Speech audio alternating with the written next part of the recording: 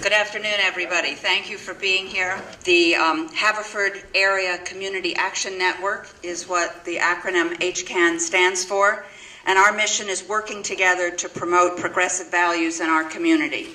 We are a nonpartisan organization, and we will not endorse any candidate. But we believe strongly, as clearly your behavior demonstrates, that an educated voter is good for all of us. So special thanks to each of you for being here today, being on time, and thwarting last night's weather to continue your own learning about these candidates.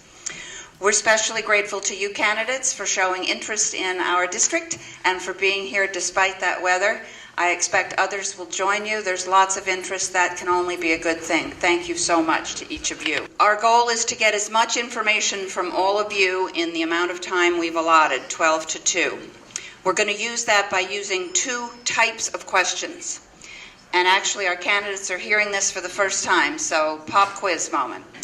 Let me say before I go to the types that we're going to dispense with any introductory remarks and jump right into content. You're impatient. They've got a lot to say. We decided instead to put on your seat the biographies of each of the candidates. So dispensing with biographies and opening remarks, we'll go right to two types of questions to gather as much information. The first are open-ended questions. We'll use the same wording to every candidate. They will each have the same amount of time, which will be approximately 2 minutes. And the sequence of the candidates' responses will be varied by me. Each of that has been organized ahead. You're seated 1 through 9, and we've used a random number generator to just put you in a different sequence, each answer for each question. So you don't know when you're coming up. The audience doesn't know, but that's been randomly generated. When we finish open-ended questions, we'll have you use a paddle in front of each candidate, which reflects a binomial response, just a quick way to get input on a series of issues. And so we'll do some lightning round questions that let the paddles gather a lot of information quickly. And finally, the ground rules of our discussion today. The timing has been determined for each of your responses by the number of candidates and the amount of time and the number of questions, straight math. We would really appreciate you adhering to Alicia. Give us a wave, Alicia. She's our timekeeper, so whine at her when her phone goes off, but would really ask each of you to adhere to those time frames. And when you're really out of bounds, she's going to ring the bell on you. Terrific. Welcome, candidates. Here is our first question. It's January 2019. Congratulations. You won the election. And you're our new U.S. representative from Pennsylvania's 5th District. What's the first piece of legislation that you will work to enact, and how will you go about doing it? And Mary Ellen, number 1, will start us. 2 minutes. Gun safety is a priority issue for me. So my first action would be to pass the ban on assault weapons, and also work for universal background checks, make sure that domestic abusers are not allowed access to guns, and also terrorists. Terrorists shouldn't be having access to assault weapons or any form of guns. There should be a no-fly. If you can't fly, you shouldn't be able to carry guns. I have members of my family who are in law enforcement, and to think that the people that they need to arrest have better weapons than they do, it's just outrageous. I mean, we can't send our children and feel comfortable sending them to school, to the movies, to church, to a concert. That has to change. So that, of course, is my priority issue. I've been a Million Mom Marcher, so I'm not just, I just didn't wake up and realize gun violence was an issue. I've been working on this issue since 2000. I've been to numerous marches. I like to say too many marches, too many protests, too many vigils. And I'm a member of the Million Moms Demand Action, and also United, the Delaware County United for Sensible Gun Policies. I think this issue is critical, and I think it definitely has to be the very first issue that I address. Thank you. Thank you very much. Shelley Chauncey, congratulations, you won the election, and you're our new U.S. representative from the 5th District. What's the first piece of legislation you'll work to enact, and how will you go about doing it? Sure. Thank you for having me here today and putting on this function. The first piece of legislation that I would work to enact would be to repair the damage that this current administration has done to our healthcare system. That involves repairing the rollbacks, reinstating the rollbacks that this administration has enacted against the Affordable Care Act. There are millions of people, 22 million people exactly in this country, that is at risk of losing their health insurance or has already lost their health insurance.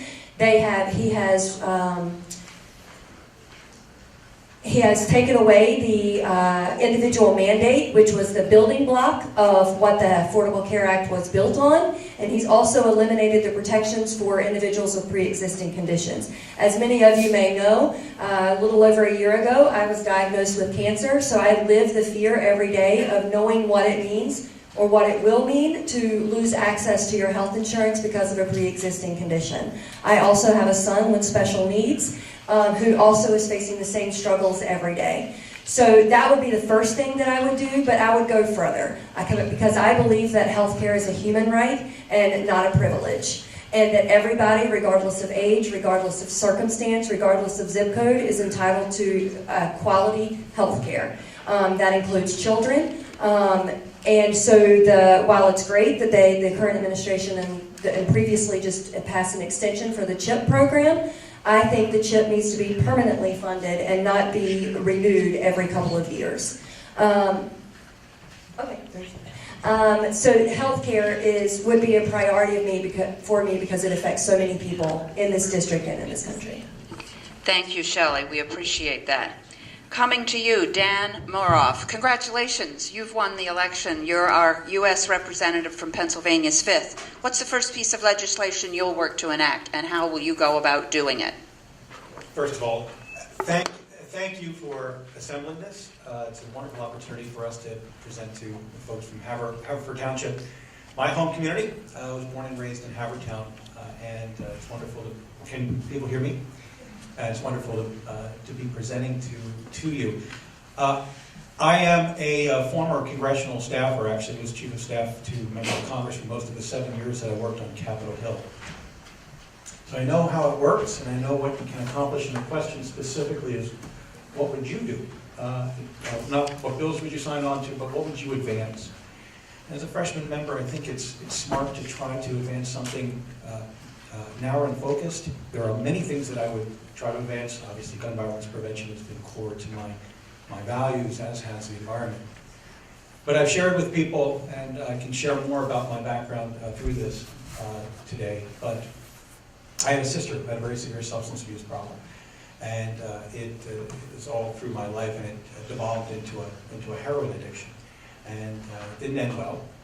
And it is something that is, though regrettable, is something, unfortunately, even more regrettable. It's all too common, particularly in Delaware County, and it is something that is growing at an alarming rate, and we're not putting nearly enough attention. The federal government is not putting nearly enough attention into treatment.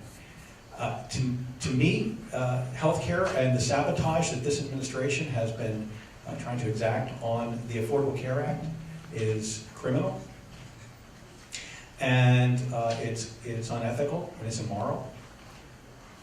But my focus also will be, in addition to trying to repair what has been harmed in the wake of this administration's assault on healthcare, is to focus on trying to bring additional resources to treatment, because that's our priority, and that's where we're going to see some results. Also going after the pharmaceutical companies. Thank you. Thank you, Dan. Coming now, Molly Sheehan. Congratulations. Meet our new U.S. representative from Pennsylvania's 5th. Molly, what's the first piece of legislation that you will work to enact, and how will you go about doing it? Thank you all for coming out here today on this snowy March day and putting this wonderful forum on for us. So I think one of the things we have to realize about whatever we're going to do first is that it has to be able to go through a Republican White House for the first 2 years, most likely. And so whatever we want to put through first has to be able to command a bipartisan coalition to put it through. It has to be something we can get people from both sides of the aisle to sign on to. And my priority is healthcare. I've worked in drug and technology development for my career. I've negotiated health plans with insurance companies for a group of 24,000 Pennsylvanians. And I understand that a lot of our differences come on the payment side. And that's where we really hit these walls between each other. And I am in favor of a single-payer health system, but we need to do it in a way that we're not absorbing an inefficient system. We're not absorbing a system that is inherent. It's been a lobbying industry has created all of these corporate handouts in our healthcare system. And if we absorb that system later, when we can get a single-payer system through, then we're just creating more of your tax dollars going to the companies. And so we need legislation that isn't just on the payment side, but is on the efficiency side. Things that we can get bipartisan coalitions behind, because they're not just about payment. Things like making sure that your medical records transfer from one doctor to another. So if you end up in the hospital, they don't give you a drug you're allergic to, and what could be 4 hours doesn't turn into a month. Things like negotiating for drug prices and holding pharmaceuticals accountable. Things like instituting best practice software in hospitals so that all of the radiology and diagnostics that are given are actually useful. And these are really basic technology things that have been done in some hospitals and are really effective, that we can really rein in costs and make sure that when we do inherit the system and we do move to a single payer system, that we're doing it in the most cost-effective way possible and that taxes can stay as low as possible. Thank you, Molly. David Wertheim, January 2019, you're our new U.S. representative from the 5th District. What's the first piece of legislation you'll work to enact, and how will you go about doing it? Thanks for that, and thanks to everyone for coming out and helping organize this. It's great to be in Leadington Library. This is the place where I borrowed many a book, crashed on many a term paper in junior high and high school. Used to do research over there on microfilm and microfiche. I don't know if anyone remembers what those words mean. I do, barely. So this is a really serious question, and I think it requires representatives who don't just think about what Donald Trump's going to pass, but also help to articulate and envision a world after Donald Trump. I think we need to be bold, and I think we need to be progressive. To me, healthcare is the single social and economic justice issue of our times. Now, I come at this from a personal place. I'm from what you would call a Medicaid family. My mom is only 68 years old, but suffers from a rare neurological disorder called PSP. She gets great treatment, but her care would cost us over $10,000 a month as a family, and we simply could never afford that. And so Medicaid is what stands between us and financial disaster. My mom's someone who did everything right. She was a social worker in this area. She ate peanut butter and jelly sandwiches for dinner when money was tight. She saved for retirement, but it wasn't enough. Medicaid is the retirement plan for a lot of sick seniors in this country. It is the single biggest insurance plan that covers addictive opioid treatment. And it is, for many people, the basis that allows them to make decisions about their economic futures with some degree of certainty. We have to be bold and we have to be strong about reforming healthcare. I want to push for universal single-payer healthcare. We might not get there right away, but we need legislation that allows some kind of Medicare buy-in as a bridge and brings us toward a future that is more equitable and more certain for American families. Thanks. Thank you, David. Circling to our third candidate, Julie Ebel. You've won the election and are our new U.S. representative from the 5th District. What's the first piece of legislation that you'll work to enact, and how will you go about doing it? My first piece of legislation that I would like to focus on is, again, as other candidates have said, the single-payer health care system. I believe that we should extend Medicare for all, and I believe that there are many countries who already have existing systems that we could use as models to go forward on. I think that a way to many of the experts feel that instituting this will be a cost savings because of reductions in administrative costs and because of the ability to negotiate for better pricing with pharmaceutical companies and other healthcare providers. So I think that the cost needs to be documented in better ways and brought forward to the Senate as a whole. And I'm hoping that some of the horrible things that we have had happen in the country in the last few weeks will empower the voters to get out there to have their voice heard. Not that people have not been clamoring, but I think we need to continue to clamor. And I think that the opposition to single-payer health care will begin to realize that people are going to fight back with their votes. So I think that we have an ability to move people forward in that direction. I would do want to just comment another piece of work that I think is important to go in tandem with that, and that is to do whatever can be done around campaign finance. Thank you, Julie. We appreciate it. And last, Lindy Lee, congratulations. You're the new U.S. representative from the 5th District. What's the first piece of legislation that you'll work to enact, and how will you go about doing it? And as I ask you to respond, and Alicia provides you all with water to wet your whistle, let me remind each of you to really embrace that microphone so that folks in the way back can be sure to hear your brilliance. Lindy. Good morning, everyone. Can the folks in the back hear me? The first thing that I would work on is campaign finance reform, because I know that big money has hijacked our democracy. We've institutionalized bribery, and I'm just going to come out and say it. We've sold our democracy to the highest bidders. For every single thing that we care about, there's a special interest impeding progress. And let me give you stark examples. In the aftermath of Sandy Hook, Las Vegas, where 58 people were killed, at Sandy Hook, 26 people were slaughtered. And just 2 weeks ago at Parkland, 17 beautiful children and their coaches. We can't do anything because the NRA is standing in the way. I'd love to do something about climate change as well, but we have ExxonMobil, we have the likes of Rex Tillerson, and standing in the way. For every single thing we care about, somebody has bought the politicians. So we have to clean house before we can even do anything about health care, what have you, climate change. Whatever issue you care about, there's a special interest that's already lobbying our politicians. And I believe in public servanthood. I believe in politicians only seeing the people as their boss. And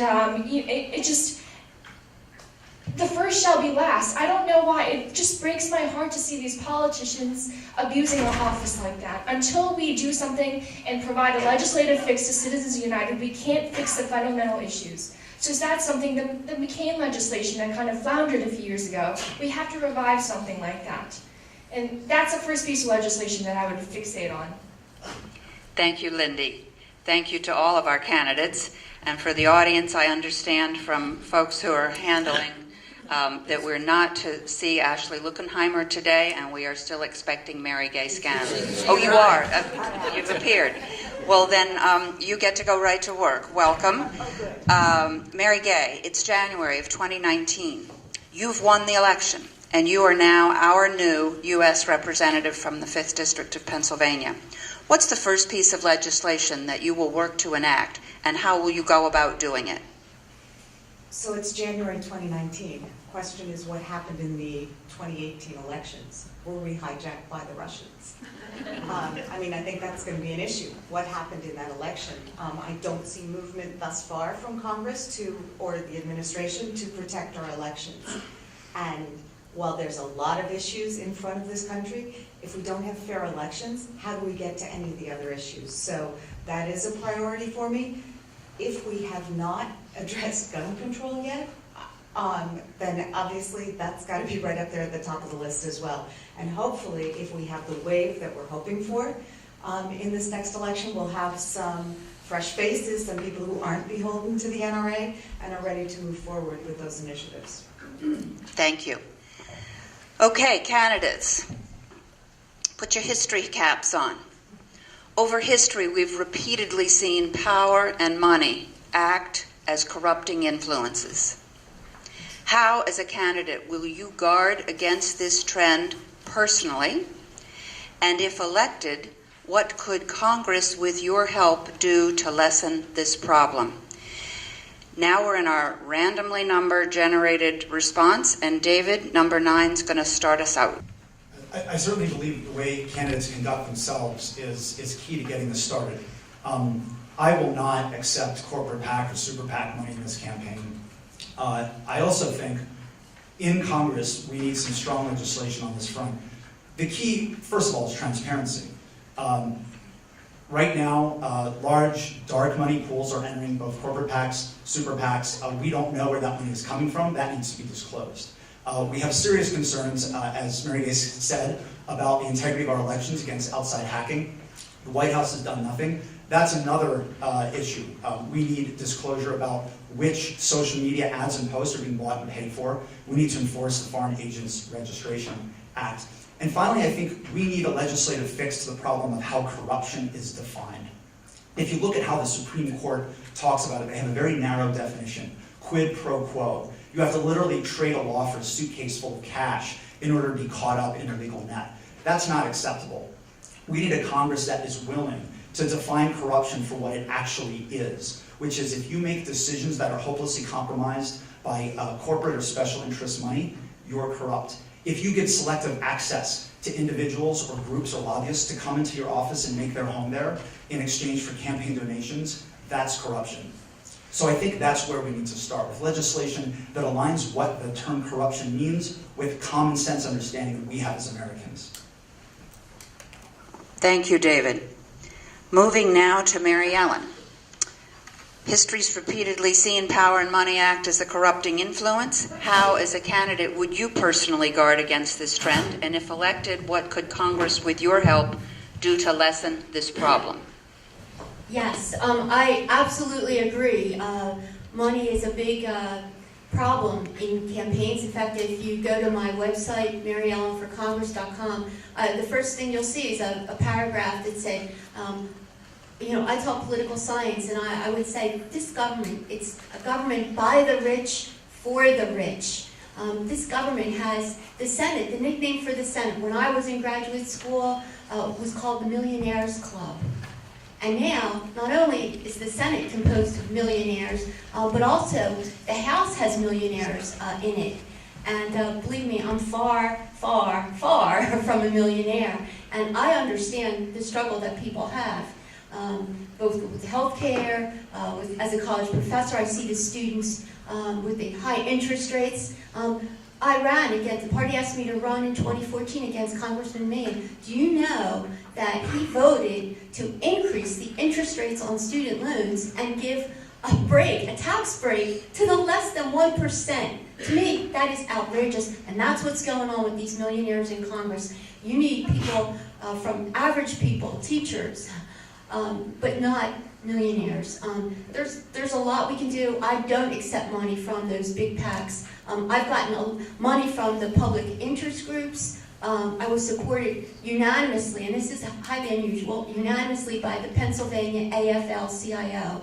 I was endorsed by the Congressional Progressive Caucus. I've been a progressive for a long time, and received money also and I've received support from the Pennsylvania Planned Parenthood and also National Planned Parenthood, also supported by the National Organization for Women, numerous other organizations. But this issue is so important to me.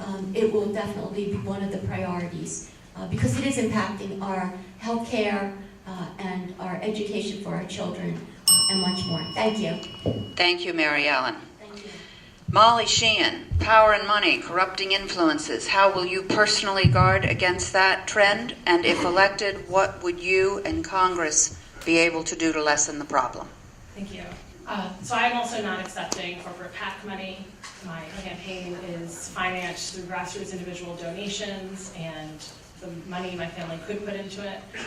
And I think that one of the things that gets left out in a lot of these conversations is what the driving force is behind it. That Eisenhower warned us about the military-industrial complex. But what we see now is the corruption of our country from the campaign-industrial complex. That there's this immense force to raise a lot of money to line pockets of consultants, and we see it especially at the national level. And I don't believe systems are going to reform themselves. People who have succeeded in the current system have a vested interest in not changing it. I am for overturning Citizens United, but I believe that most change, especially radical change as this would be, comes from the bottom up. It comes from people like you saying, I'm not going to buy this lie. The lie that you have to be able to have millionaire friends that max out on you. I don't have friends that can donate $5,400 to my campaign. And that lie says that some communities who don't have that kind of money don't deserve representation. That they fundamentally don't deserve to have party support. And that no one will amplify their voices. And so it comes from the grassroots, and this is something I'm personally committed to. That I started a civic tech company that is building a web-based platform to help source volunteers. Because we heard through 2016, the left doesn't have a bench, right? But we have all the talent. And how do we source people that make logos, graphic design, automation, lower the cost of campaigns, and make it easier with an infrastructure so that it doesn't just take money? And I'm also for public campaign financing. We see places like Seattle give everyone 4 $25 vouchers for their local races. And you see homeless people donating to their city councilors. It's transformative for politics. And I absolutely would write, co-sponsor, and vote for a bill for public campaign financing at the national level. Thank you, Molly. Coming to Shelley Chauncey next. Power and money, corrupting influences. How, as a candidate, do you personally guard against that trend? And if elected, what would you help Congress to do to lessen the problem? Sure, thank you. I think I want to start off by saying that committing to not accept money from large corporate PACs is being disingenuous to the process. Because frankly, there are corporate PACs and PACs in general that support very real, important social issues. PACs like Planned Parenthood, like Emily's List, like organizations that are committed to advancing causes for people who don't have a voice for themselves. Will I accept money from the NRA? Not a chance in hell.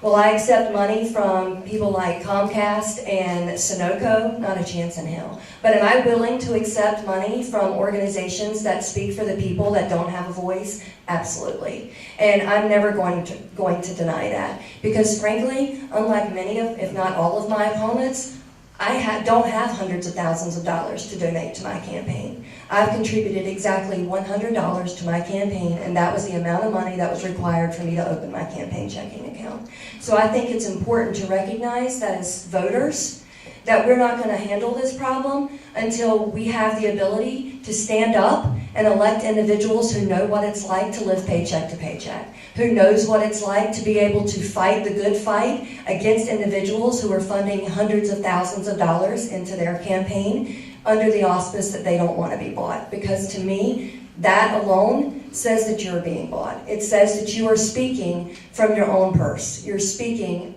with the ability that you have to be able to buy in to a race. We need to be able to elect individuals who don't have those voices, who understand what it means to be disenfranchised because they don't have the money, who understand what it means to be part of a community who is frequently forgotten. And until we as voters are able to recognize that, we're never going to be able to tackle this problem.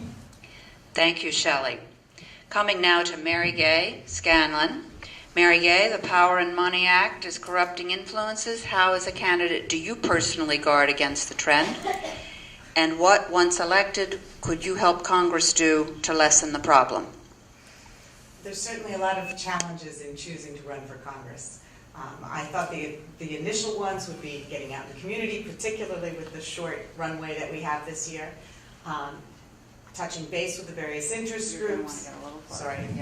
Touching base with the various interest groups, seeing what people need in their communities. But by far the most daunting thing so far is talking to people who run elections and know how to win elections and having them say, you need to raise money, you need to raise money, you need to raise money. That's all they care about before you even get to talk about the issues. And it's really, really discouraging. However, if that's what it takes, then that's what I'm going to do. Now, I think like every other candidate up here has said, I don't have vast sums of money. I'm fortunate enough to have been a lawyer for the last 35 years, but I'm not a trust fund baby, neither is my husband. Our folks were teachers and butchers and solid middle class citizens, and whatever we have, we've earned over the course of 30, 40 years in working in the legal field. We've put our kids through college. The fact that our kids are coming out of college now, they've started on their own careers, means that, okay, there's not the same pressure there right now. So we are asking all of our friends and relatives and family members for money in order to try to make this a success. I'm not doing this to fail. If we have to do it that way, then that's the way we have to do it. But that's not the way it should be done, okay? Clearly, we need to roll back Citizens United. We need to institute public financing for elections. Otherwise, what we see, it just perpetuates itself. So there needs to be legislation.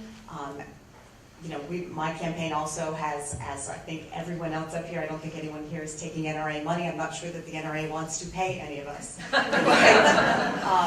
I mean, obviously, it's a huge, huge problem in our democracy, and it's something that needs to be front and center. Thank you, Mary Gay. Julie, I'm headed your way. Power and money, corrupting influences. How will you guard against that trend personally? And if elected, what will you help Congress do to lessen the problem? Thank you. I agree with Shelley in so many of these questions. It's very difficult to come up with an absolutely never this or an absolutely always that. There may be groups that I would accept money from, but certainly they would always be publicly disclosed. And I have a very long list, growing list of those that I would not accept money from. And as just been said, certainly the NRA is probably at the top of that list. One of the biggest problems that we face has been as a result of the Citizens United decision. And as Justice Stevens said in his dissenting opinion, a rejection of the common sense of American people who have recognized the need to prevent corporations, who Julie's add-on to that is corporations don't have a soul, human beings have souls, from undermining self-government. We need to combat that. We need to, I wish I could say I had a clear path forward right now for how to do that, but I do think that the grassroots effort that are growing in this country around so many different issues is a way to have at that and a way to be sure that where we see it, we call it out and we vote accordingly by voting out those politicians who are supporting these large corporations or these large super PACs of the very wealthy at the cost of those who do not have the same amount of wealth. Thank you. Thank you, Julie. Dan Moroff, help us with this thorny issue. Power and money as a corrupting influence. How do you guard against it personally? And what do you, as a member of Congress, do to lessen the problem overall? Well, I have actually, I don't want to call it a pledge, I've made a commitment, a promise. Grover Norquist has Republicans sign no tax pledges, but I have made I have committed not to take corporate PAC money. And I will take PAC money from labor unions. I'll take PAC money from organizations, associations that are like-minded with my views and values. But I think that the corporate influence is corrupting influence. That's the first thing, and it's on my website, and I've been committed to that for a long time. I would, as a member of Congress, I'd want to advance mechanisms for localities, for communities, for states to create public financing mechanisms. They just did it in Philadelphia. They passed a public financing measure, and we're going to see how that works, and I'm excited about it, and it's a great sort of on the vanguard of public financing in Pennsylvania. It's modeled after a New York approach. And I think that is, I think there needs to be more to facilitate localities, municipalities, and states to go forward with that.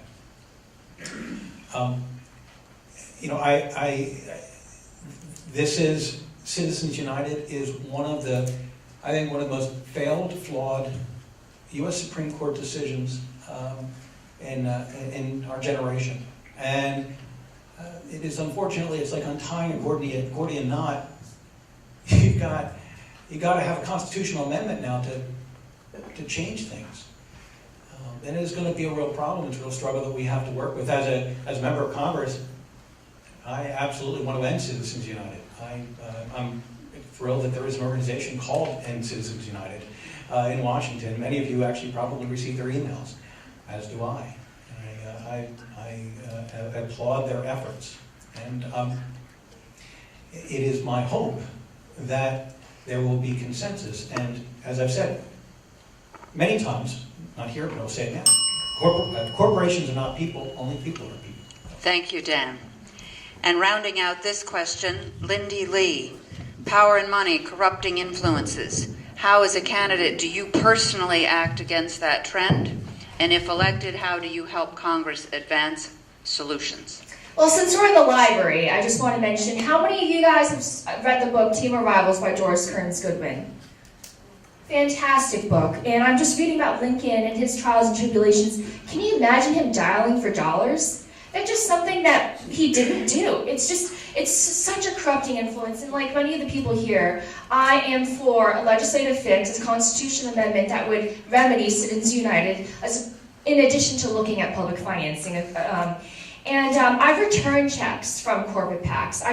It's so anathema to everything that I believe. And I just wanted to tell you this vignette. There's this bus driver that found me on Facebook, and he goes to every single state. And he sends me a $20 bill from every single state and a postcard. Well, not every state because he can't afford it, but he does send me a postcard. And every now and then he would just put a few dollars in that letter. And I have a patchwork of 48 states in my room. It's just the most gorgeous thing ever. And that's a physical manifestation of the power of the people. And I value those few dollars much more than I do a much larger check. And Molly's right. They've created a cottage industry around politics. Let me tell you something. I was sued once for $150,000. And I interviewed 20 people, 20 lawyers, and all of them told me to just settle. And I asked them, how is this not bribery? I didn't do anything wrong. The person suing me was a consultant. And we let him go because he didn't really fulfill the responsibilities. But I fought it out, and I finally found a lawyer who would represent me. And the judge dismissed it with prejudice, meaning that that person can't bring it up in another court. And that psychological victory was so important to me because I stood up to the political cottage industry. And I did the right thing, even though the establishment just told me to just let it go. But every single day, I'm going to live my life without a corrupting influence. Thank you. We're moving on to a third question. Representatives are assigned to congressional committees, where the hard work of legislating is done. On which House committee would you wish to serve, and why? And Lindy, you'll start us with a stand and a mic. I'm the granddaughter of very poor farmers whose floor isn't even paved. I'm an immigrant. English is my second language. And I've always dreamed of harmony between China and the United States. I just want the entire country to know that the Chinese American community loves this country more than they could ever describe. And that's the case for me as well. Being American is the greatest blessing of my life. On that note, I'd love to be on the Foreign Relations Committee. I think that there are some challenges that can only be solved if the United States and China are working together. For example, climate change, North Korea. We can't solve the North Korea issue without China's cooperation.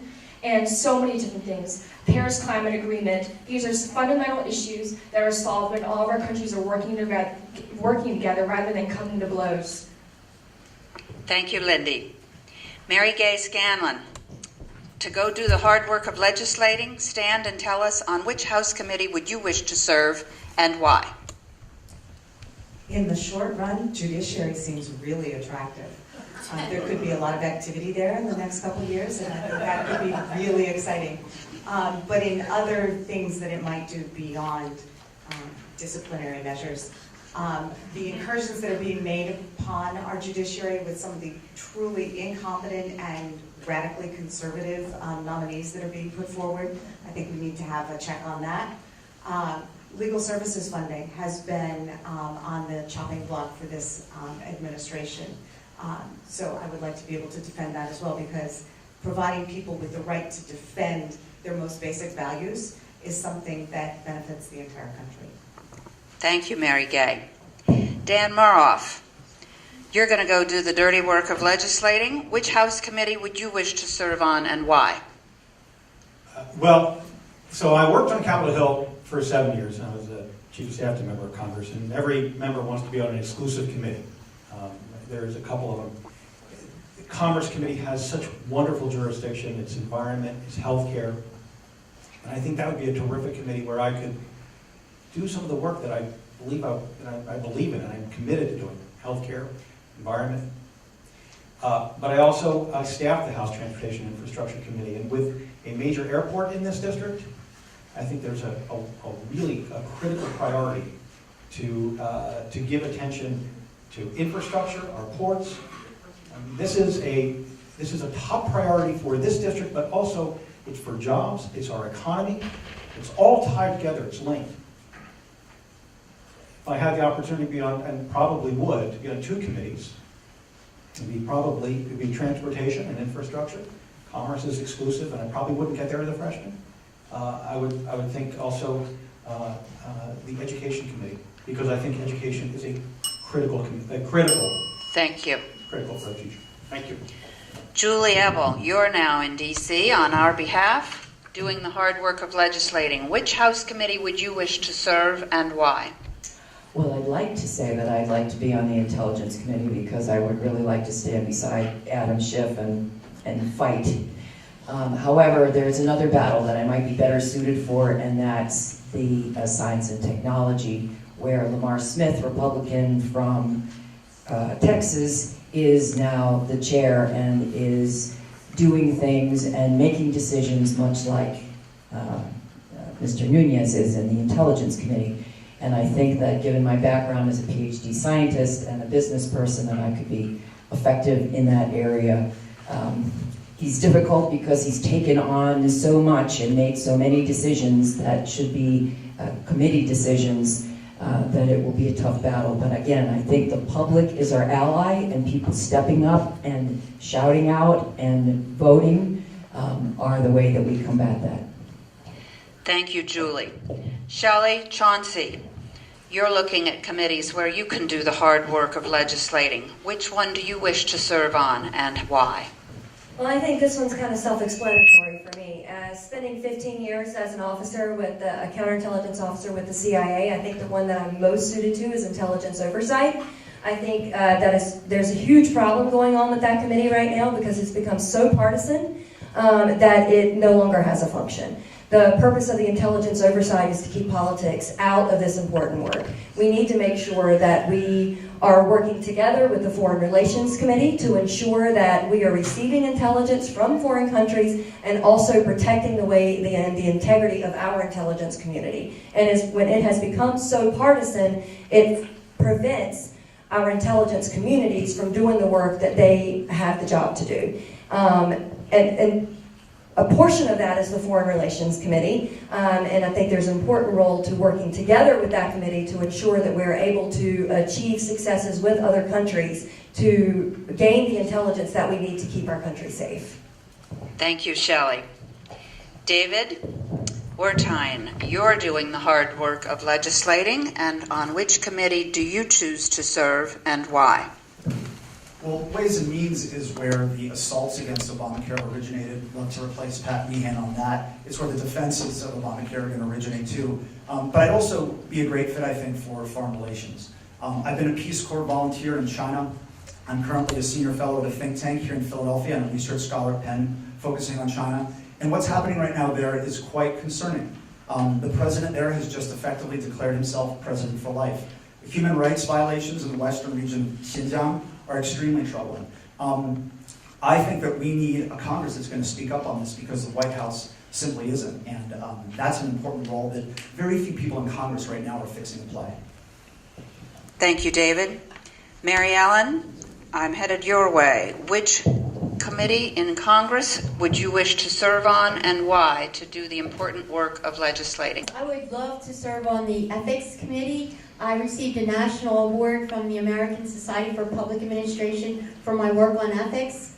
My master's is in public administration, managing government. My PhD is in political science. And I've had an experience where I had to actually, we reported Congressman Meehan to the Ethics Committee for a violation on one of his brochures and the tagline. And, you know, we got back something that said they couldn't accept it. And of course, Congressman Meehan sits on the Ethics Committee, which I think is a conflict of interest. And we saw how that went down. In Chester County, one of the newspapers wrote, we'd love to send Dr. Smith to Congress, and I would love to be there because there's so much we need to be doing, especially with the sexual harassment. I'm part of that Me Too, as I'm sure a number of women are, and I think we really need to focus on, I can't tell you, but I'll tell you later. Thank you. Thank you, Mary Ellen. And to close us out on this question, Molly Sheehan. What congressional committee would you envision doing the hard work of legislating? Why would you wish to serve there? So it may seem obvious, but I would want to serve on science, space, and technology.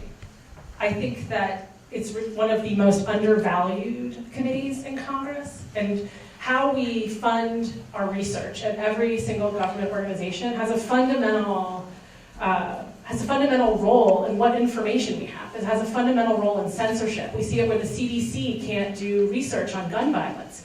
We see it where the NIH doesn't properly do research in women, so drugs don't work properly in women. It's in what information we have underlies what we can do at every other piece of government. It's also really important. Also, Julie's right that Lamar Smith has been awful. Luckily, he is retiring because he's also probably going to be replaced by a scientist this year, Jason Kupser in Texas. But the other thing that we need to really look forward and push for, be ahead of the game on in science technology is the future of fake news. There's so much technology coming out. We need people in the discussion that are going to talk about what it means when we have technologies that can change visuals and videos and change audio. Thank you, Molly. Thank you, candidates. We would populate a lot of committees, and I know you'd each do well. Moving to our fourth question. Back to a 2-minute format here, and you'll hear why in a minute. Not a small issue. The income equality gap is wide and worsening. What would you do as our member of Congress about this problem? And Molly, I'm going to start with you. Number 8. The income inequality gap is wide and worsening. What would you do as our member of Congress about this problem? So I think this problem stems from a lot of the other things we've been hearing about, from that our government is bought for corporate interests, that it's by design, that more and more money is flowing to the top 1% and away from the rest of us, those of us who work. And solving the corporatization of our financing of elections is a big part of that. But we also, we need to expand the public safety net. I've been on SNAP myself. I didn't grow up with a lot of money. My husband and I both grew up actually without a lot of money. And we were fortunate to get where we are today. I have a PhD, he's a physician, because we were safe and because we had amazing public schools. And what we're doing today is we're abandoning children from birth. We need to make sure that we're taking care of children in the first 5 years of their lives. It's the most tender years of people's lives where it can really change their trajectory for the rest of it. We need paid family leave for mothers, for fathers, for people when their family members get sick. We need childcare subsidies that track with the actual cost of childcare. And we need federally funded universal pre-K. So every single child starts kindergarten at the same level. I'm also in favor of expanding federal funding to schools. No state and no community should ever be too poor to properly educate their children. It is a human right. And more funding in general into communities for things like libraries, like this beautiful library we have here. Every community deserves a library like this for their children to go to. And we need to make sure that people are safe also, so that these basic needs are met and people can really move themselves out of poverty, as well as making sure we have increased capital to communities so that they can start their own businesses, and banks that won't gouge people if they say they want to start businesses in their own communities, and making sure people have the ability to provide for their own communities in the way that maybe some of us now that live in wealthier communities take for granted. Thank you, Molly. Dan Moroff, we ask you, the income inequality gap is wide and worsening. What would you do as our member of Congress about this problem? I am so glad to have this question. So what has happened in the past 50 years, this has been an assault on labor unions in this country. I was raised in a union household. My mother was on the picket lines all the time when I was a kid. Her values are my values. I fight for the same things she wants. If I'm elected, that's what I want to do. I want to fight for working people. And it's not just income inequality, it's wealth inequality, it's an assault on all the good works that were done 60 years ago. All the constructive stuff that we've seen, whether it's Social Security, Medicare, Medicaid, everything's under attack. So the first thing is that this tax bill, this tax scam that was passed, now that is something that we can actually correct, because it was if Democrats take charge of the House, and God willing, maybe take control of the Senate, maybe we have an opportunity to push through some changes, and then if we actually take the presidency, actually make some real changes. And take that shift to corporate advancement and help out real people, and structure our tax policy in a way that invests in people, in the earned income tax credit, in a way that gets people who don't have a lot, have a leg up. People who are raised in communities with union membership at higher levels actually have greater opportunity for advancement. We need to, as a society, we need to do that. And this is not one single fix, but it is an approach, and it's an approach that supports and advances public sector unions and unions who work in private industry, and making sure that we have not only the safety net, but a pension and a retirement shouldn't be just the last vestige of yesterday's, the retirees of tomorrow. Anyway. Thank you, Dan. Mary Gay Scanlon, income inequality, wide, worsening. What would you do as our member of Congress to address this problem? So income inequality is not new to me for the last 35 years. I have first in my pro bono work, and for the last 15 years in my actual paid legal work, has been to represent low-income families and individuals around the country. So that's what I do, people who are at or below the poverty level. So I certainly see their struggles on a daily basis. So it comes from so many different directions, but first of all, I want to start with public education. And yes, public education is generally state-based, but there are some things that Congress can do. For the last 40 years, the Individuals with Disabilities Education Act has been seriously underfunded. It's a federal mandate that did some great things in giving a right to special education to kids with disabilities, but it's never been fully funded. So we need to increase funding from the federal government to ensure that mandate. The second thing is Title I, which is supposed to direct federal funds to low-income students. And there are problems with the way those funds are allocated. Sometimes they go to fairly wealthy districts. We need to better target those funds and probably increase them as well. So that would be the first step, is getting into the public schools and doing what the federal government can do to help increase funding there. The second thing is student loans. I don't think anything is increasing that income gap more than the fact that people cannot afford a college education. When I went, it was possible to work summer jobs or work part-time, to work your way through school with loans. Now the loans are so outrageous and the costs are so high that it's extremely difficult for anyone to do that. So we need to fix the broken student loan system, either with loan forgiveness, some measure of loan forgiveness, or with addressing the income or the interest rates that allow private businesses to make money off student loans. The next thing would be women's inequality, in terms of the inequality in the pay gap for women.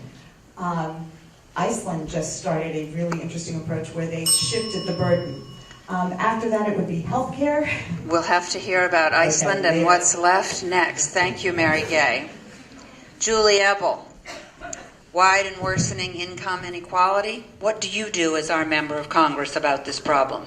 Okay, the number one thing that comes to my mind is with the tax cuts is that the wealthy shouldn't get used to that additional 2% that they've got. I think that we need to work towards changing that. One of the things that I said in my questionnaire that went out was relating to the minimum wage. We have got to do something about the minimum wage. But I do believe that the Pennsylvania Senate Bill 1044, which proposes switching that to $12 an hour, is frankly too big a jump too quickly. I think that too many small businesses are going to go out of business and then there will be no jobs. I would propose starting at $10 an hour and then increasing at $1 an hour each year, with each year having a review on what the impact was in terms of lost jobs and in terms of take-home pay and where the small businesses are and where the communities are with facing the additional costs that they're going to have to pay for the services of those small businesses. I do believe that the student loan situation is definitely needs to be addressed. There are way too many people who come out of their secondary education with bills that are impossible and leave them in debt for sometimes decades, and that does need to be addressed. It is a difficult problem because all of these financial issues are, of course, very difficult issues, and there are so many things that we want to have and we deserve to have, and that people need to live decent lives. But it does have to be balanced with the reality of not sending our businesses underground too. I mean, businesses have to be able to be profitable. Thank you. Thank you, Julie. David Wertheim, wide and worsening income inequality gap. What would you do as our member of Congress about the problem? I want to thank Shelley for pointing this out earlier. I think where you sit is where you stand. And the fact is that not everyone up here is from the exact same circumstances. I'm from a middle-class family of teachers. I don't come from a family that could put, $100,000+ into my campaign. I had to raise the money by crowdsourcing on a website, and thank goodness I could do it. I've been a Peace Corps volunteer. I've been a AmeriCorps volunteer, working with little boys and little girls in a Section 8 housing project. And I've been in a union, the Local 35 in New Haven, Connecticut. As a student at Yale, I was in catering. I worked 10 hours a week serving food to the other richer students at the university. Look, income inequality is one of the signature issues of our time. So, by the way, is wealth inequality. There are huge gaps across racial and ethnic lines that are unacceptable. And I think the big question is the imbalance between labor and employers, capital. I will fight tooth and nail to move us to a $15 minimum wage. I will fight against non-compete, non-poaching arbitration agreements that are abusively leveraged against everyday workers. I absolutely agree. We need accessible education that isn't priced as a luxury good, free community college in-state, decent pre-K education for all of our children. And there's a lot of other issues that I could probably get into. Healthcare and access to that is a fundamental issue of worker protection. Finally, I think tax is another huge issue.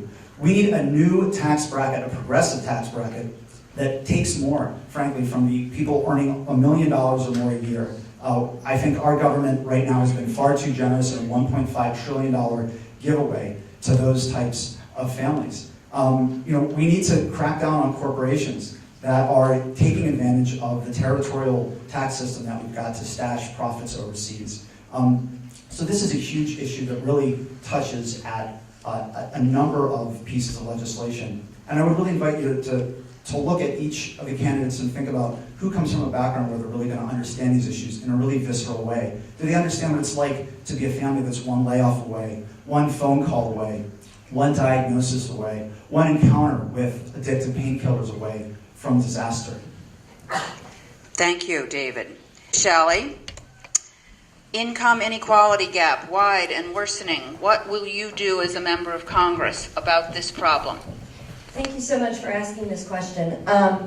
I know what it's like to be poor. I grew up poor. I grew up as a free lunch kid. I fought off bullies to make sure what I did have didn't get stolen from me. My parents are still poor. My mom is a public school teacher earning less than $20,000 a year in a rural North Carolina community. And that to me is just completely and entirely unacceptable. So this issue is very close to my heart and very personal to me. Number one, I just finished paying off $60,000 of undergraduate student loans and I'm 38 years old. Just in time for me to start paying off $160,000 in student loans for law school. All to earn less than what it's going to cost for me to pay my mortgage and to pay for those student loans. So I'm in trouble, just like many of you in this room, many of your children, and many of your grandchildren. So this is important to me. And I think there's a 4-point plan, 4 issues that we need to talk about. First, we need to make our public education a quality education that is not dependent on the zip code that you live in. We don't need to start our children off all at a disadvantage. They all need to have access to quality education. And that includes a quality college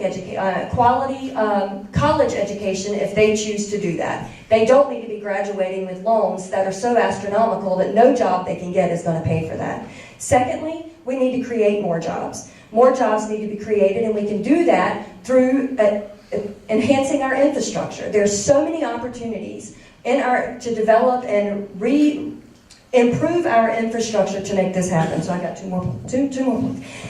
3, we need to develop more apprenticeships and vocational training opportunities for individuals who don't choose to go to college. Our unions here in Philadelphia have phenomenal programs that are working to make vocational programs accessible to people who choose those. And finally, we need to reduce costs. That includes healthcare costs, education costs, child care costs. All of these are a problem that need to be addressed. Thank you, Shelley. Mary Ellen, your thoughts on a widening income inequality gap and what you would do as our member of Congress about this problem. Yes, I definitely agree with that. The wealthy are getting wealthier, the middle class is disappearing, and the poor are getting poorer. As a college professor, I've also seen students at undergrad having $100,000 in debt and can't find a job and end up moving back with their parents, and it's just a nightmare for them. I've been supported by the unions, but I support the unions because they do give us fair, good jobs. They call for the $15, the fight for $15. I've been fighting for that $15. I've been on the picket line with the Verizon workers, with the nurses in Crozer Chester, so I will definitely fight. I have a certificate in mediation, and I would love to work with those groups. I've met Elizabeth Warren through the Progressive Change Campaign Committee. I was endorsed by the PCCC. If you don't know, the PCCC is the answer to the DCCC, the progressive side of it. And when I got to meet her, she talked about her mother working at Sears and being able to have a living off of that. But today, I really relate to Elizabeth Warren, she's my heroine. My mom worked at Strawbridge and Clothier, and also Elizabeth Warren, as a college professor, in fact, we used to say, if you like Elizabeth Warren, don't you think it's time for another college professor in Congress? So I had Fulbright in Sweden, and I got to see what it was like to have, my students had free education. My daughter was 6 weeks old when I went there, and I had the opportunity to either put her in the diplomatic healthcare or try the Swedish system. I tried the Swedish system, and I was thrilled with it. Their maternity care was over a year. They got to stay home, and the dads got paternity care. So there's a lot of things I want to do. Thank you. Thank you, Mary Ellen. And concluding this question for Lindy Lee, a widening, worsening income inequality gap. What would you do as our member of Congress about this problem? I believe that we need to raise the minimum wage to $15 an hour, full stop. And education is the golden key. My family and I wouldn't have been able to come had my dad not passed a medical exam to study to be a doctor. We immigrated here, so I'm incredibly grateful for a high-quality education. My house burned down shortly before college, so I was able to go through Princeton through financial aid, and I'm incredibly grateful for that. But so many students are burdened by this. We're sitting on top of $1.3 trillion of student loan debt. How is that okay? And did you know that Wall Street enjoys better interest rates than our students? That's unconscionable. We should be incentivizing our students to pursue higher education rather than miring them down with mountains of debt. And another thing is, not everyone needs a 4-year traditional college degree. We need to take the stigma out of vocational training, and oftentimes people can make a more lucrative a living by pursuing other technical degrees. I want you to be the master of your own destiny. It shouldn't depend on your zip code, your gender, your sex. Everyone is entitled to high quality public education. And I want you to be able to not only get by, but also get ahead. How can you worry about the finer things in life? How can you worry about climate change and campaign finance reform if you can't even put bread on the table? And I know what it's like to live paycheck by paycheck. My first job ever was $9 an hour at Wawa. Still had that badge, loved making hoagies. It was one of the funnest times of my life, actually. So, thank you. Thank you. Our last open-ended question before we go to some lightning round work, and I'll read it once for all of us. This will be a 1-minute question, so quick top-of-mind response. Again, another ink blot.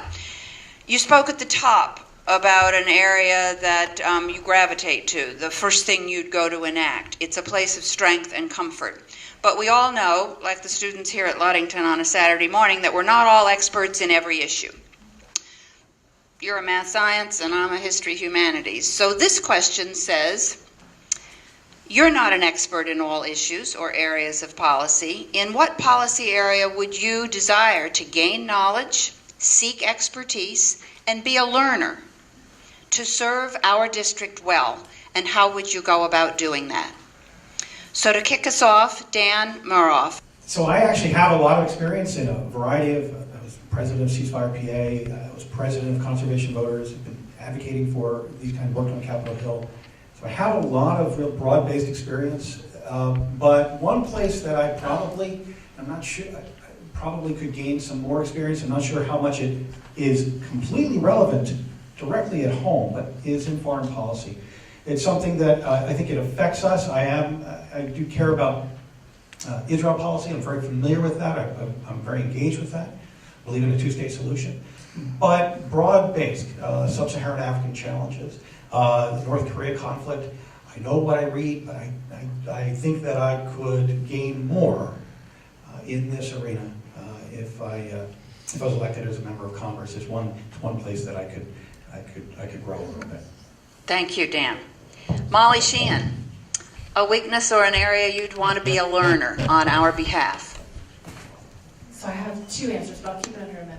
So both of these, I think, I am in a good position to learn about as a scientist, but is something I've been learning over this year. One is about the pipeline that's being run through here, and what we can do at a federal level, as well as what we can use our power as a congressperson to put pressure at the local level to make sure that people are actually safe. This is a horrible public safety issue here, and I've been learning more about it throughout the year working with the pipeline groups. The other thing, and Phyllis is here, has been educating me on this, is on agriculture. That it's not my personal area of expertise, but as a scientist, I'm learning more about it. What does it mean for us, all the chemicals that we're eating in our food? What does it mean for GMOs? And how do we make sure when the Farm Bill comes up that we have the right, we're pushing the right legislation forward, that we don't just let the center of our country decide what we're eating. It's fundamental to our rights to know what we're consuming. It's fundamental to our children and their neurodevelopment, whether or not they're eating chemicals. And it's something I think every single legislator should be advocating for their communities, because it is how we grow our food and what we end up eating is fundamental to the agriculture here as well as everywhere else. Thank you, Molly. Shelley, Chauncey, an opportunity to share a weakness or policy area in which you'd want to seek knowledge and be a learner on our behalf. Sure. I think the one area where I can use a lot more experience and knowledge is on environmental policy. I do have a lot of foreign policy background, and I think combining that foreign policy with knowledge that I can gain on the environment and how we can work together internationally to improve the environment locally will be a tremendous help to us here in this district, particularly with the pipeline and many other environmental issues that are affecting this area in particular. I haven't been fortunate to have the opportunity to have that in my background, and that is something that I'm striving every day to learn more about. Thank you very much, Shelley. Lindy Lee, a policy area where you would seek to gain knowledge or be a learner on our behalf, and how would you do that? This past summer, I was walking down the streets of Kensington, Philadelphia. I don't know if any of you are familiar with that neighborhood, but it's ravaged by the opioid epidemic. And I used to encounter these trees with just Pikachus and Bibles laid around the tree. And I asked one of the neighborhood kids, what's going on? Why is there a memorial here?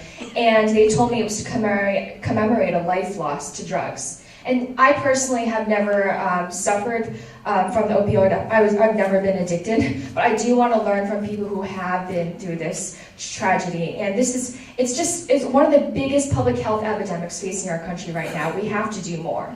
And also, I want to learn about how we can hold pharmaceutical companies like Purdue more accountable. They've made money off of the lives of Americans. We have to do something. And action was needed yesterday. More than 120 Americans are dying each day. That's just heartbreaking. Thank you, Lindy. Mary Gay Scanlon, in what policy area would you seek to be a learner and gain expertise to be effective on our behalf?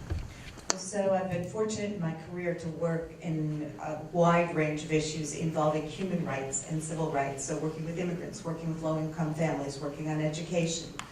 I have not had the opportunity to work in the field of environmental law, not environmental law, but in protecting the environment. I do believe climate change is real. I am horrified by what's happening to the EPA, it being dismantled, the data that it's collected to support its work being destroyed, taken down.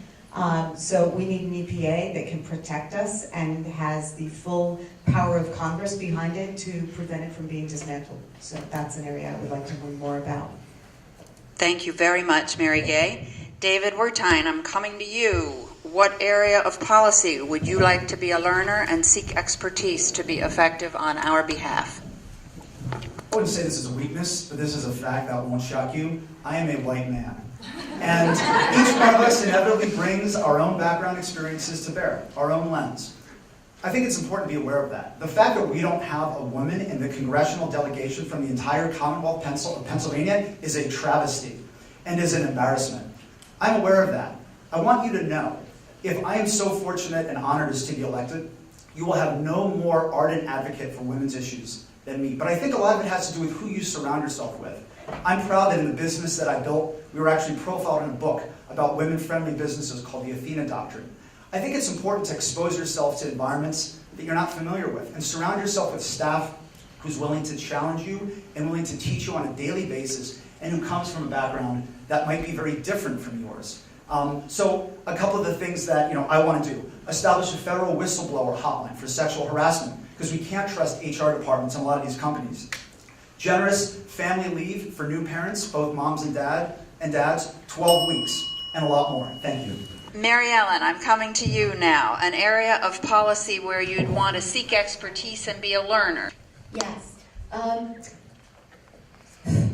Well, I was president of the Philadelphia City Committee on Public Policy and also president of the Philadelphia chapter of the American Society for Public Administration and on their national board. So I've done a lot of work in policy, but I really need to be state-of-the-art, like a number of us, on the environment. And at the end of the 2016 campaign, I had families coming to me about the pipeline, and I realized I need to get up to speed on this. So I definitely want to do that. I joined the Sierra Club right away. I worked some of the people that have been resources to me, including former Secretary of Environmental Protection John Hanger and State Representative Greg Vitale on the state issues. So I will depend on my resources, but also study up some more on this issue and work with the families with the pipeline. Thank you. Thank you for that. And Julie, you get the last word, an area of policy where you would want to gain knowledge and be a learner. Thank you. I think the area that, there's many that I could, probably all of them I could use more, maybe you never stop learning, but it's education is the area that I really feel, despite the fact that I've had 16 years of it myself, and despite the fact that I do have a grandson who is in the autistic scale, I think I need to learn more about children with disabilities and the testing, and that was some of the learnings that I had in working through the HCAN list, which was a great list to have to work on. There is, I think it must be very difficult today to be a teacher in the environment where there are so many regulations, and yet we need those regulations in place. So I need more time talking with administrators, with teachers, with students, and with parents of both the average kids and the special kids to be sure that all the needs are met. And I also want to say that no child should ever be afraid to go to school for fear that they will be beaten or injured. Thank you. Thank you all for those responses on weaknesses. We all bring strengths and weaknesses to our work, and your honesty was refreshing. So we're going to move to shorter, easier binomial choices. Life is never black and white, but today we're making it red and green. If you each on the panel would stand, we're going to move to our yes-no lightning round. And here's how this is going to work. If you have a clear yes or no answer to my question, you've got a red or a green, and if somebody could just demo, do a little Vanna here. Yep, thank you, Dan. Terrific, they spin. You can also refrain from answering, in which case your paddle's just going to stay down by the table. A couple folks out here are going to catch a photo so that, because this will go quick, we'll know, where we are, and that will match, of course, what you've authored on your website and have spoken to earlier today. So let's start with our best friend and headline maker of late, the map. With recent changes in our legislative district map, we're interested in knowing where each of you live relative to the new 5th Congressional District. Using your paddle to reply, please answer these questions. Do you currently live in the 5th Congressional District?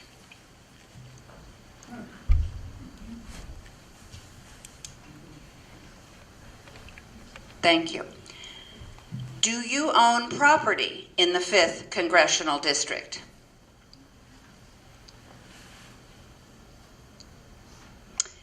Now they can go down. And have you lived in the 5th Congressional District for over 1 year? Yeah, overall.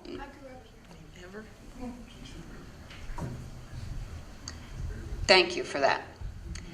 Okay, how about, have you ever held elective office? Government, I see. Committee, what do I mean? Government? Yeah. Yes, government elected office.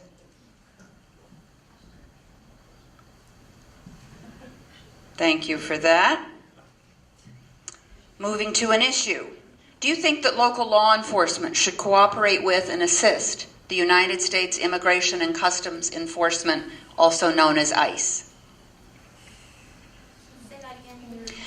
Do you think that local law enforcement should cooperate with and assist the U.S. Immigration and Customs Enforcement?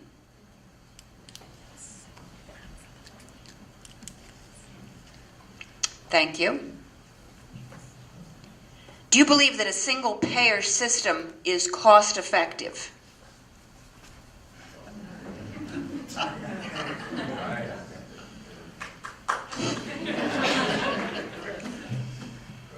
Down they go. Thank you. Do you support publicly financed elections? Lindy, are you up or down? Oh. Thank you. Great. Thank you for that, candidates. And now you're in Congress. You've won, and these are the things coming across your LA's desk. A bill that strengthens labor unions, Go. Thank you. A bill with a carbon tax, all the way up. Thank you. You've just received a bill that advances offshore drilling.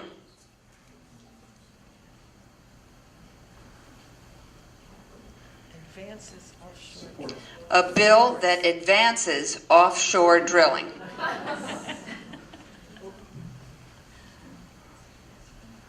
Thank you. A bill that bans assault weapons.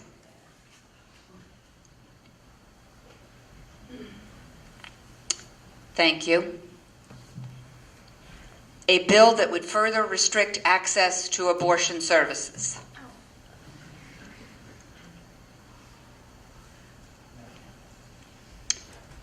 Thank you, candidates. Now let me look at my fearless leader and my clock. We are fortunate to have the opportunity to open the floor to some questions from you. And so candidates, you can be seated. I'd love to see a hand from the audience to get us started. This gentleman in the front row. You can use your signs. Impeach. Thank you. Okay, the mic is going to follow you, so here's a hand in the front row. So my question is about ranked choice voting. I know it's been implemented in certain states, and what it does, to my knowledge, is gives other parties more of a voice if they don't have a voice in their state. And it gives more choice to the voters about who they want to choose. And my question is, how would you go about implementing ranked choice voting if you had legislation, or what would you do to see that happen if you could?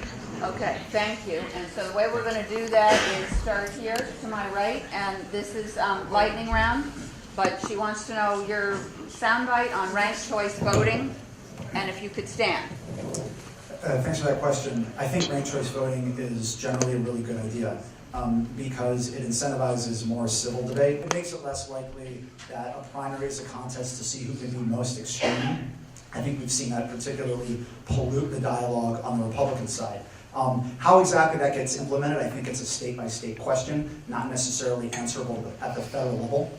But generally, I support it. I think it's a good idea. I think it's good for democracy and reasoned debate. Thanks. Great. Pass that mic to your right. So I agree, this is probably more of a state issue and how you would legislate it. Although I am in favor of ranked choice voting, I wouldn't want to see what California has, where the top two then go into another one, because then if you say have 2 Republicans and 20 Democrats running, you might end up with the Republicans. I'd like to see instant runoffs for ranked choice voting, more like Washington has instituted, so that you only have to go vote once. It can eliminate primaries, it can save the state money, and make sure that everyone really, whoever you're getting, is someone that speaks more for the total people. Thank you. Mary Gay? Yes, I actually was part of a team that assisted Maine when it recently adopted ranked choice voting, first state to do so. And there's also a proposal in Philadelphia. It is a state level decision or a local level decision, but it does allow expression of wider viewpoints, but you don't end up wasting your vote. So if you really couldn't stand to vote for Trump, or you wanted to address your first vote to Jill Stein, for example, you wouldn't waste your vote by doing that, because then there could be a runoff and your second vote would count for, say, Hillary Clinton. Thank you. Dan? I suppose it's all been said, but not everybody said it.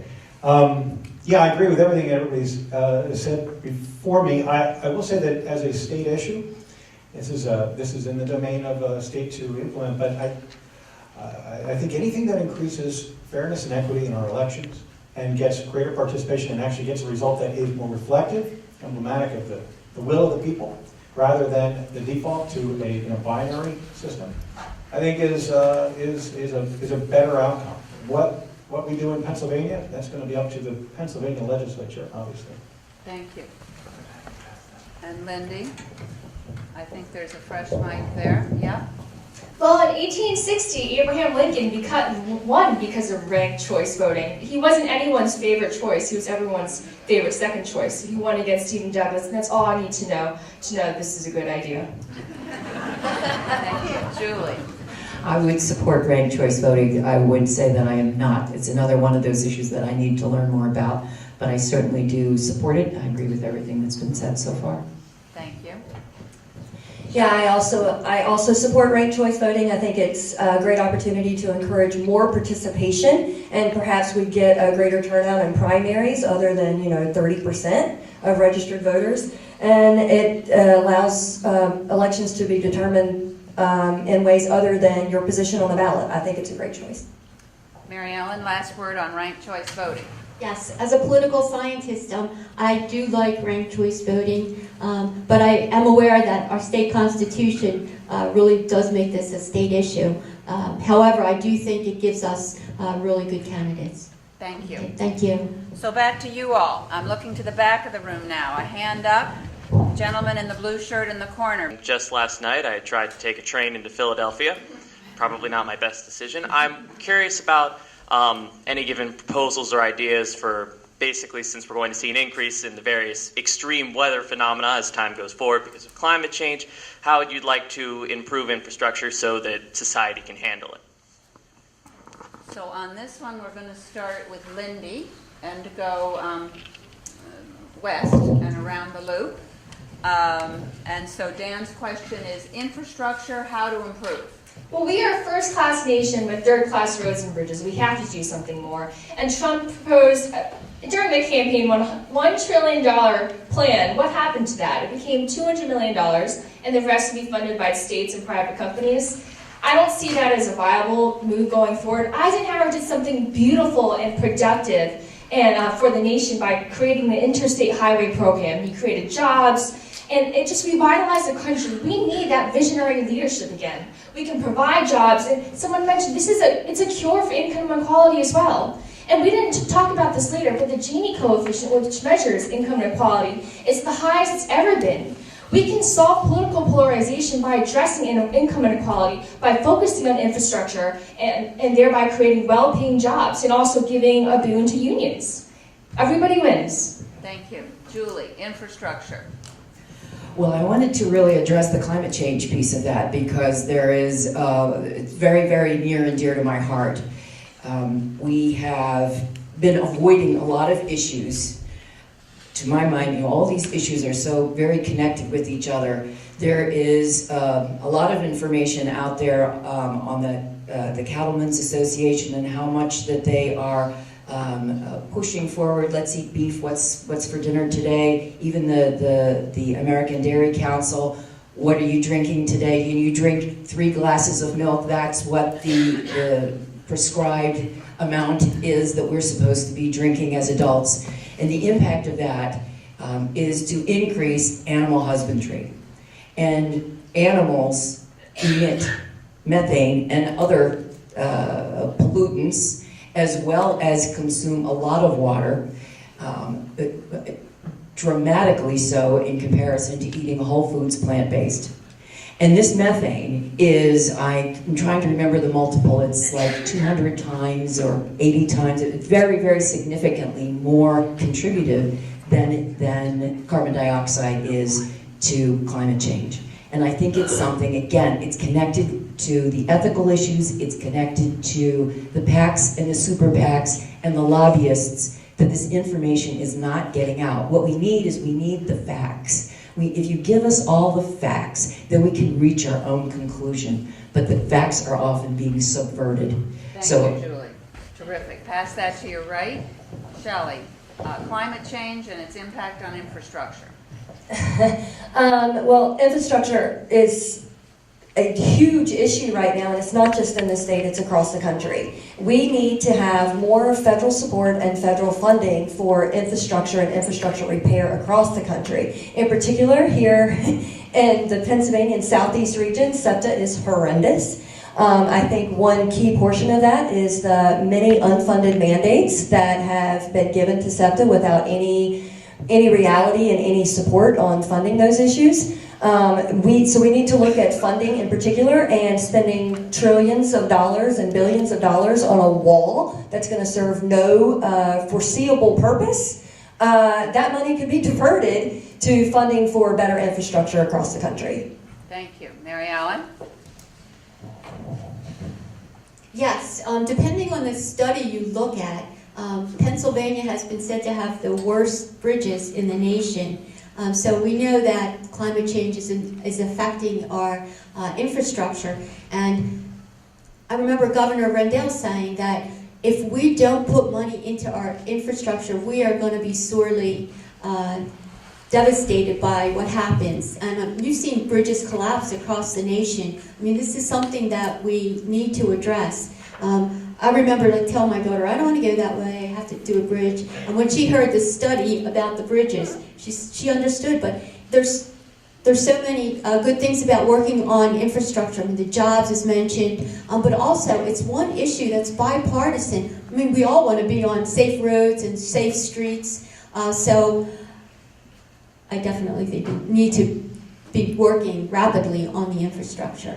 Thank you. Thank you. Now I'm going to come down here to you and pass a mic this way to you, David.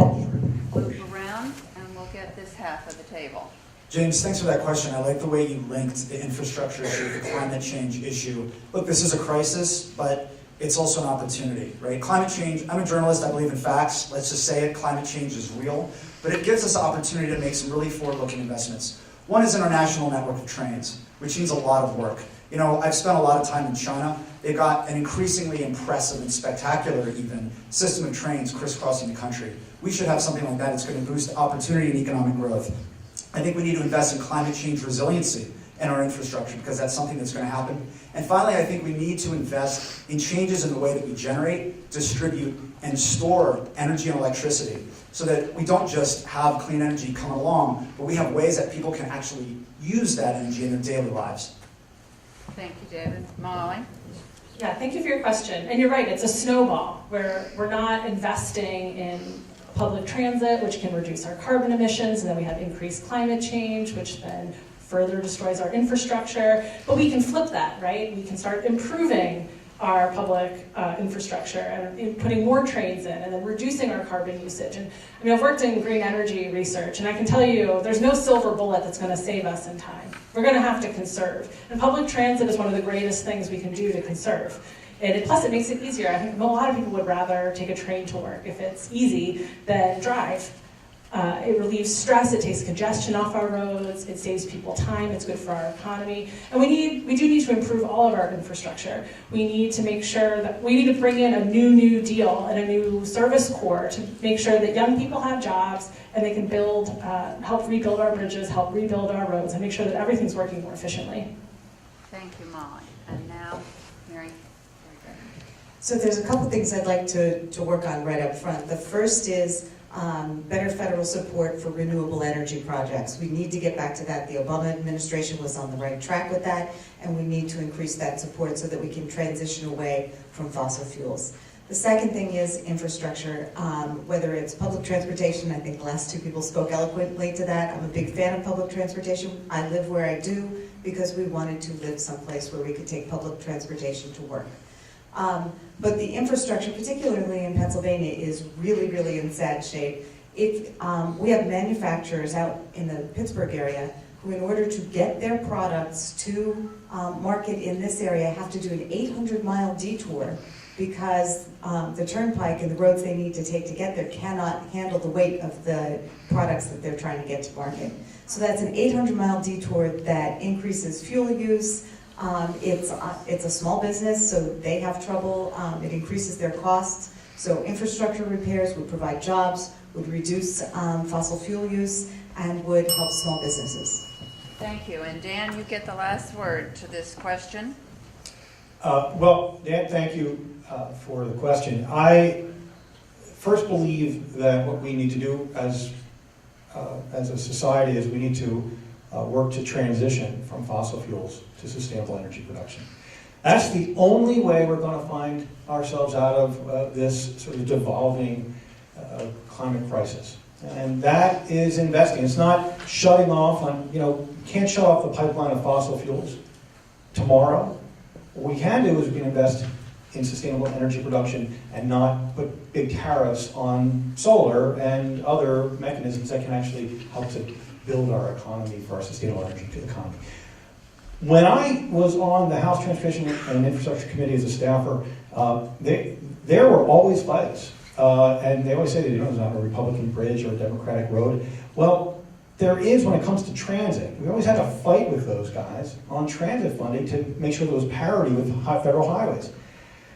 And there will always be a fight. And because transit, it doesn't, it just, I will fight for transit funding and to make sure there's parity transit and federal highways. Thank you all for those thoughts, and I need one more question from you all, and this lady in the blue sweater right here, here's the mic. The American Friends Service Committee does an annual sort of a ticker tape of the budget, and there's always, this much is going to be divided between education, health, infrastructure, and from here to the end of the library is the amount that's going to be spent on military. So we are all in a position where we're trying to fund things that are really important in society, but there's, I haven't heard anything today, and this is not a criticism of any of you, but just what is your position on the number of wars the United States is engaged in at this point, the amount of money from the budget that is being spent on those wars, and whether or not you have any idea about how to extricate ourselves from bombing children, basically. Thank you. Thank you. So to respond to this, we're going, who on our panel has a January birthday? February? March? April? Dan, you're up. Yeah, they're working right through the year. Okay. First, this was something about the budget was your first part of that question, and I think that a budget is a moral document. It defines your values as a society. It is, I was talking about foreign policy as being one place that I want to develop a little bit more, and grow in that area. It is something that it is because of our role globally in engaging in military action and how much our budget goes to the Department of Defense. And I think that much of it is immoral, and we're supporting. If you don't know what you're supporting, if you don't have a depth of understanding, you're going to find this Congress and a lot of Democrats who are just towing the line. Got to know where we're investing those defense dollars. Anyway, I strongly believe that when we define our priorities, if we were having, as I say, if the Defense Department had to do bake sales and education could get their budget, from the federal government without any encumbrance, the world might be a little better place. Thank you, Dan. And happy birthday in April. Who's got a May birthday? May? June? Mary Ellen, you're next, please. Your thoughts on military and defense budget and the presence of war. Well, they say that you can tell somebody's priorities by looking at their checkbook and where their money is going. And of course, you're right. The government is spending enormous amounts of money on defense and war. I was asked at another forum where I stood on the Iraq War. And I said, I can tell you that because I was in Washington at the time attending a board meeting for the American Society for Public Administration. And it was right before we were about to enter war. And there were groups out there demonstrating against it and asking for you to sign their petitions that there not be a war. So my name is there saying that I did not want war. And I agree with you. We need to be spending more money on Social Security, expanding Social Security, protecting Medicare, the students, giving them a decent education. When I went to college, I went to Penn and I had 3 jobs, but I also had grants available from the government. Okay, thank you. Thank you. Any other June birthdays? July? Shelley, how about it? Thoughts So- on military and defense budget and war and conflict? Right, so I think there's a fundamental misunderstanding about how wars start. President Trump seems to think it's about whose button is bigger. My understanding and if my career has taught me anything, we need to be more focused on foreign policy and actual diplomatic measures. The State Department and workforce has been cut in half. Their budget has been cut tremendously. That shows that there's a fundamental misunderstanding here. We need to be focused on repairing relationships, developing allies and relationships with other countries, improving our intelligence relationships with some of these other countries. Currently, our allies that have been sharing intelligence information with us for decades are no longer sharing information with us. That makes us as a country unsafe and unsecure. And so when we're able to refocus and get somebody in Congress and in the White House that understands what it means to have diplomatic relationships with other countries, then we're going to decrease our engagement in war, and we're not going to be fighting irrelevant battles with North Korea. Thank you, Shelley. And July, you're also a July? All righty, how about it? I spent several years as a senior editor at Foreign Policy magazine. I'm a term member of the Council on Foreign Relations, and I've been a Peace Corps volunteer. I was in China when we went into Afghanistan, and I have a deep and abiding belief in the absolute importance of smart diplomacy and investment in international development. I think in Congress, you got to push back against Trump's threatened cuts of 30% to the budgets for state, for USAID. I think we need to raise, not lower, funding for those organizations, fund Peace Corps more. And the interesting thing is that the DoD, folks within the Department of Defense have said they're being asked to do too much. Folks within the Department of Defense are being asked to perform functions that are best left to state, best left to aid. And Peter Mattis himself, the Secretary of Defense, has called for more investment in these things. So I think we've got a Trump problem here. But I think at the federal government level and Congress at congressional levels, there is a solution. We've got to continue to invest in that. Thank you, David.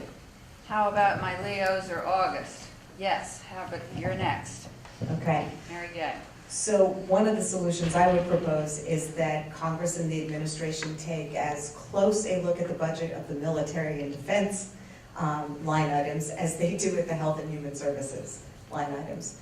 They need to much more closely scrutinize that. We've talked a little bit, several people have mentioned the need to have better State Department resources, diplomacy resources. So we need to support those efforts. And I think a big line item that I would be in favor of getting rid of is the damn wall. Thank you, Mary Gay. August. So September. Yes, Molly. So after I graduated from Haverford, I actually went to Uganda on a grant for Quaker leadership from the Pickett Foundation.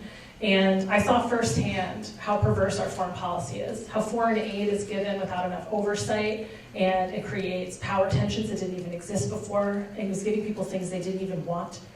And how we ignored a war of child soldiers in the country I was in. I met children had just escaped being child soldiers. And so when we talk about wars that we're in, there's always this corporate interest behind them. We're in it because Lockheed wants a new contract. We're not in it because we're going to go fix human rights violations where we really need them. And we need to hold our government accountable for that. We need to stop the corporate subsidies to the military-industrial complex. But we also need to make sure we do have defense spending for taking care of our soldiers and making sure that every single soldier when they're brought home has a fully funded VA and can go to any mental health professional they want. We need to take care of the people, not just fund huge machinery and weapons of war. Thank you, Molly. October, November, December. Wow, terrific. So Julie, if you go first, and then Lindy, you'll follow. So this is, as all these questions are, they're very difficult because there's two sides to every coin. The gut response is we don't need that much money in the military. I mean, do we really need a bigger, better submarine? But then you hear what Mr. Putin says about the fact that our enemies are rapidly advancing other weapons, and our strongest defense against getting into a war may be having weapons that will deter an action. So I admit to being very conflicted on this point. I do think that obviously the men and women who defend this country need to have the best support possible and the best medical attention possible. So again, I think we need to draw the line, no more, but it's hard to think about a deep cut. Thank you, Julie. And Lindy, last thoughts here on military and defense budgets and conflict in the world. Excellent question. Thank you so much. I'm all for home building over nation building. Isn't it interesting that our country's greatest generals, after fighting a war, never wanted to think or see war again? Eisenhower warned against industrial military complex. When Grant was visiting Europe after his presidency, he never wanted to see a military parade, and that actually made me think of Trump's recent comments. And yesterday, Trump tweeted about how it's good to have a trade war. That is not the way to conduct our nation's affairs. And like Molly said, so many of our wars are prosecuted because of contractors like Blackwater who are making reams of money off of our gallivanting abroad. And our State Department is being hollowed out. This is not okay. And if you have hammers, you're going to think, and you only have hammers, you're going to think that every solution requires a hammer. So we have to focus on diplomacy. Thank you so much. Thank you, Lindy. So that brings us to the end of a informative and exciting afternoon. Let me have you join along in great thanks to these candidates. In order for each of you to be here today, I just want the audience and for me personally, on behalf of HCAN, to acknowledge the extraordinary work you each did. We sent you requests that were 2 in name about where you were with healthcare and where you are on campaign finance. Those issues pages are on your websites. And then you answered our questionnaire around the categories that include income and wealth inequality, campaign finance, climate change, immigration, racial justice, women's rights, war and peace, corporate tax policy, education, disability advocacy, and gun control. It's a miracle you could even get here after filling all of that out. So, but each of you on this, don't let that be for naught, and don't say I don't know where he, she stands on something, because it's there. So go to the link on your handout and study up. The last thing is that if you had a role, large or small, in hosting today's HCAN candidate forum, I would love for you to stand and receive the recognition of the candidates and the guests. Great job, HCAN. Thank you all. That's it. Your call to actions, do your homework. You can greet candidates, look for petitions. Enjoy the rest of your weekend with our thanks.